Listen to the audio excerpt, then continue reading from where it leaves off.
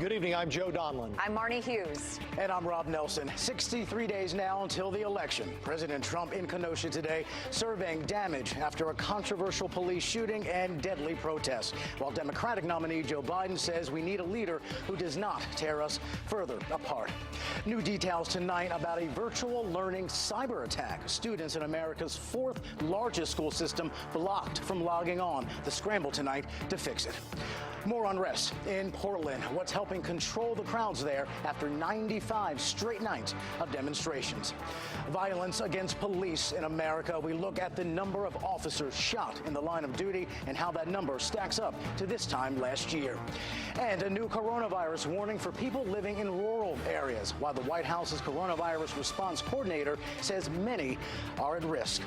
Also tonight, vowing to rebuild, how love is keeping one family's wedding business going after Hurricane Laura.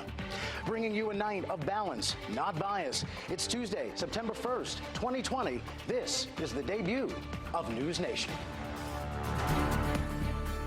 Covering the stories that matter to you from across America. Live in primetime. This is News Nation. Your news, your nation.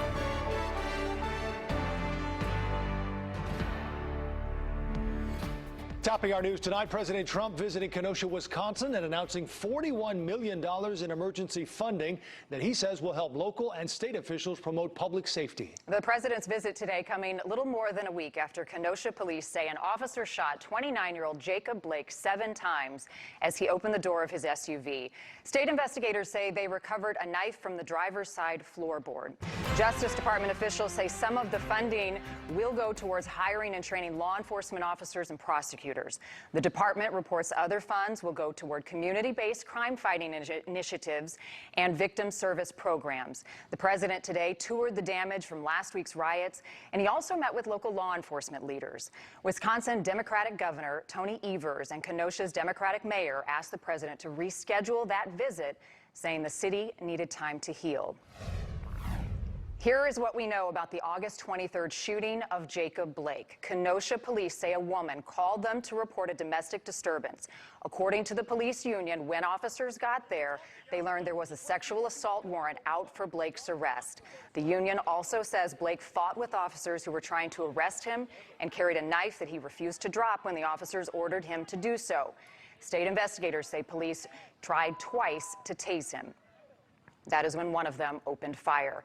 Blake's family says he is paralyzed from the waist down, and authorities have dropped that warrant, but Blake is still facing criminal charges tonight. The 3 officers who were at the scene are on administrative leave, which is standard procedure. Officials with the Wisconsin Justice Department today said they have interviewed 88 witnesses, collected 102 pieces of evidence, and they've downloaded 28 videos to review.